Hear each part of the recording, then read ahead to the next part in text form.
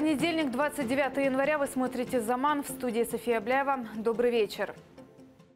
В этот день 3 года назад оккупанты в Крыму задержали заместителя председателя Меджлиса Ахтема Чийгоза.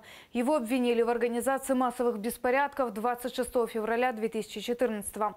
Тогда более 10 тысяч крымских татар и проукраинских крымчан вышли к зданию парламента на акцию «За единство Украины» и на один день отстрочили захват Крыма Россией. Именно с ареста Ахтема Чийгоза оккупанты начали так называемое дело 26 февраля. О судьбе фигурантов этого дела подробнее расскажет наша Эльвина Сейдбулаева. Здесь есть коренной народ, и мы не позволим нарушать целостность Украины. 8 лет лишения свободы. Такой приговор оккупационный суд вынес Ахтему Чийгозу. Его назвали организатором митинга в поддержку территориальной целостности Украины. Заместитель главы Меджлиса вспоминает, его задержали после приезда из Киева в Крым. Один из руководителей ФСБ пригласил его на встречу. Дальше в помещение ворвались вооруженные люди. С мешком на голове завели в подвал бывшего здания СБУ. Начальник особого отдела следственного, это Булат Азизов, предъявив мне предварительное обвинение, я сказал, каковы дальше ваши действия. Он сказал, что это от меня зависит. Признаю и свою роль, и там же указывались еще и Чубаров, и значит, Меджлис в целом, что я еще, если дам соответствующие показания, то вполне возможно, я поеду домой. Я тогда сказал, ну хорошо, посмотрим, что у вас с этого, что вы с этого слепите. Так возникло дело 26 февраля. По нему фигурировали 8 человек. 3 осудили.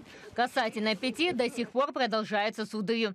Мустафу Дегирменчи и Али Асанова в СИЗО продержали 2 года. В прошлом году отпустили под домашний арест. Мама Мустафы, Алия Ханум, говорит, в покое их не оставили. Каждую неделю по 2 раза ездит на суд из Судака в Симферополь. А с конца ноября под арестом и глава семьи Бекир Дегирменчи. Его, больного астмой, содержат в СИЗО и обвиняют в так называемом деле Виче Кашка о вымогательстве. Я разрываюсь, потому что суды и у сына, и у него. Это передачки в СИЗО, это как бы, тяжело.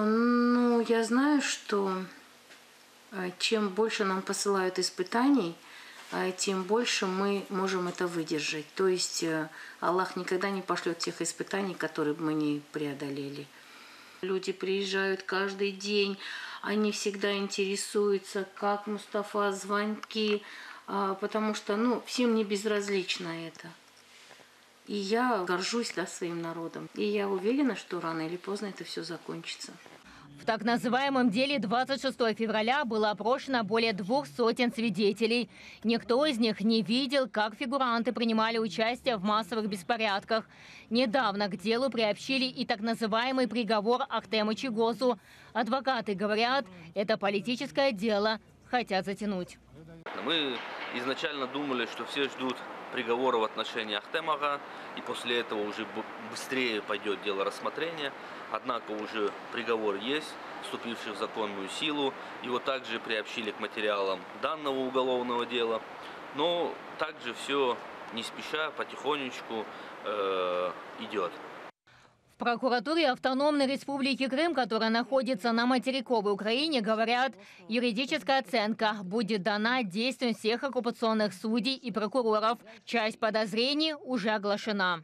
Прокуратурою на даний момент встановлено понад 20 осіб, які приймали незаконні процесуальні рішення відносно Ахтема Чийгоза. Серед них також є 16 осіб, які вже Генеральною прокуратурою повідомлено їм про підозру у вчиненні державної зради, та вони оголошені у розшук. Ахтем Чийгоз отбыл под арестом 3 года. В прошлом году в результате международного давления и личной договоренности президента Турции Эрдогана с главой Кремля Путиным он оказался на свободе. Сегодня он принимает активное участие в международных мероприятиях, чтобы информировать мировую общественность о беззакониях России в Крыму. Говорит, для себя определил главной задачей на свободе – борьбу за освобождение Крыма. Эльвина Сейдбулаева, Никита Проскурин и Олег Трохимович. Заман, АТР.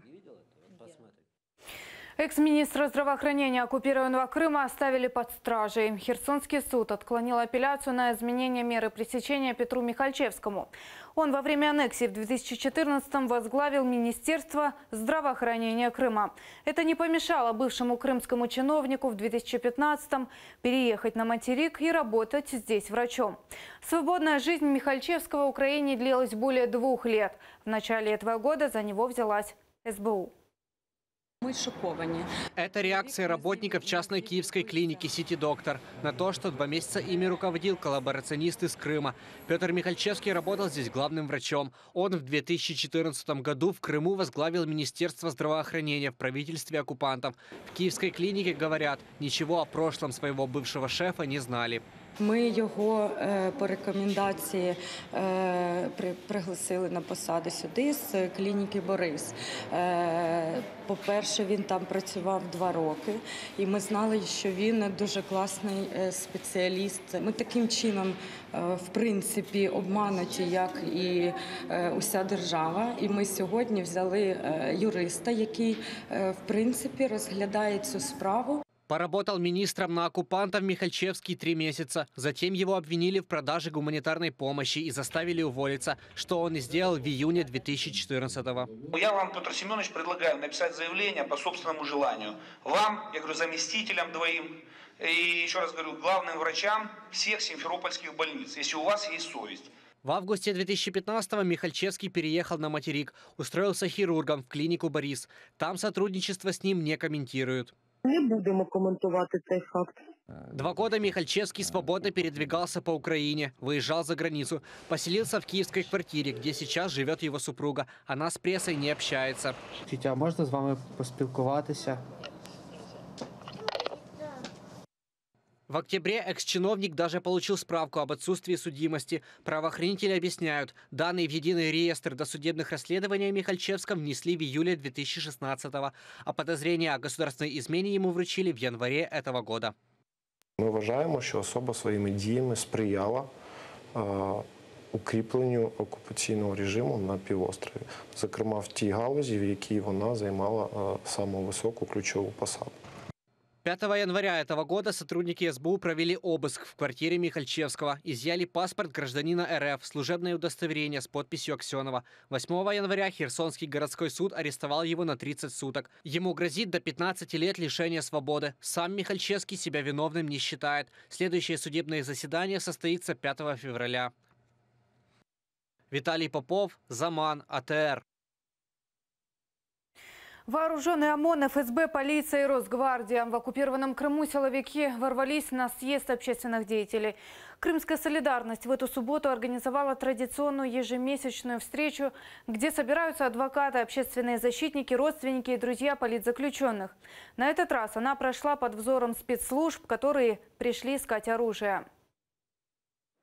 Ежемесячную встречу участники Крымской солидарности проводят в Судаке. Сюда пришел председатель местного меджлиса Илвер Аметов, близкие родственники крымских политзаключенных, активисты национального движения и адвокаты.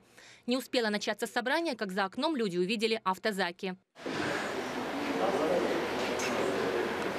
Вооруженные силовики с собаками ворвались в помещение. Согласно статье 16, мы имеем право у вас узнать, с какой целью собрались. Вы оружие ищете или вы в данный момент одержали участие в сообщении? Силовики заверяют, в помещении много людей, возможно, у них в сумках есть оружие. В Крымской солидарности убеждены, это спланированная операция российских спецслужб против крымских татар. Такими действиями и угрозами российские силовики пытаются запугать людей. Мы предоставляем документы, они проверяют. Может быть, будут говорить, вы не видели, нет, не видели, все не видели. Есть второй вариант, как они нам говорят, это они нам говорят, что всех могут погрузить в автозаки, или не знаю, во что там еще, и вывести отсюда, скажем, какой-то, не знаю, до или куда еще. Участники встречи Крымской солидарности остаются. Российские полицейские проверяют у них документы, переписывают данные, а некоторых и фотографируют.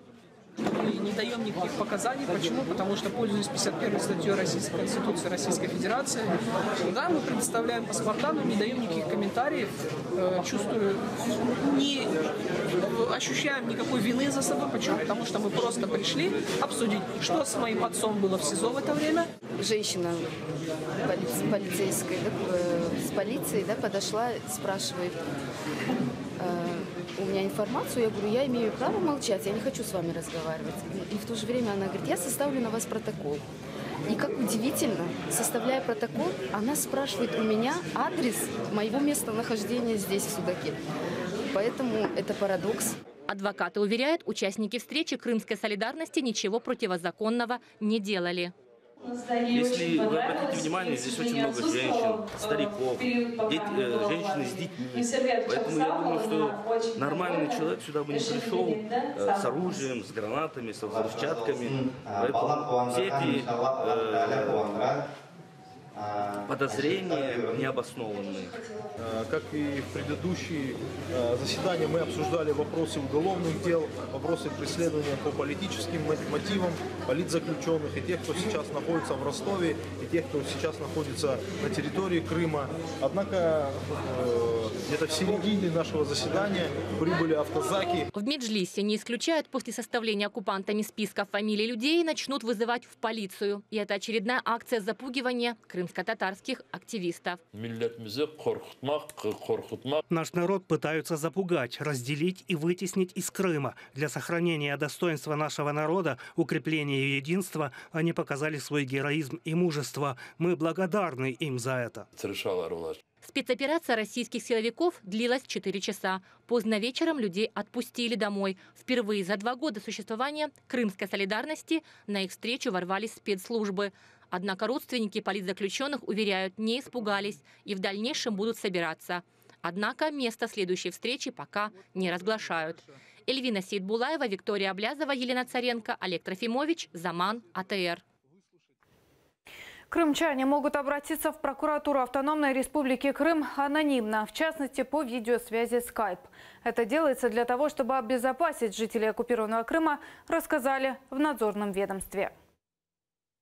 Особа може до нас зателефонувати. Ми можемо її роз'яснити не тільки, скажімо так, надати правову оцінку тих діянь, які вчиняються щодо неї або свідком яких вона була. Наприклад, вона може думати, що це, скажімо так, незначна інформація, а для нас це може бути реальний склад злочину.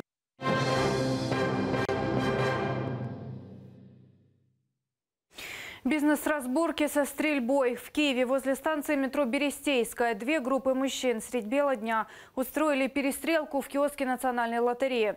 Один из участников конфликта погиб, еще один с ранением в живот госпитализирован. Правоохранители задержали подозреваемого в убийстве. В нацполиции говорят, перестрелку устроили работники 2 охранных фирм. А конфликт между ними возник из-за одинаковых решений суда, которые дают право собственности 2 разным людям. По цьому приміщенню є конфліктна ситуація, яка вже кілька місяців продовжується. Особа, яка стріляла, яка вбила чоловіка, поліцією, працівниками карного розшуку затримана. В неї вилучена вогнепальна зброя. Було порушено кримінальне провадження за 2 частиною статті 115. 2 человека получили ранения в результате взрыва в Харькове. Он прогремел около 9 утра возле супермаркета на улице Клочковской. Осколочные травмы получили 53-летняя женщина и ее 2-летний внук. В нацполиции сообщили, что по предварительным данным взорвалась граната. Сейчас следователи рассматривают несколько версий. Уголовное производство открыто по статье «Хулиганство».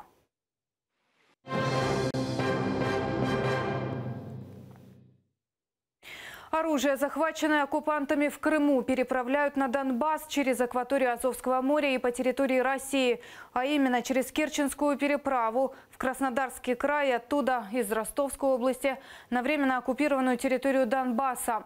Об этом сообщают в Главном управлении разведки Украины. В частности, речь идет о гранатометах, пулеметах, автоматах Калашникова, взрывчатке, а также о нескольких градах. Происходит это под постоянным контролем российских властей, сообщают в разведке.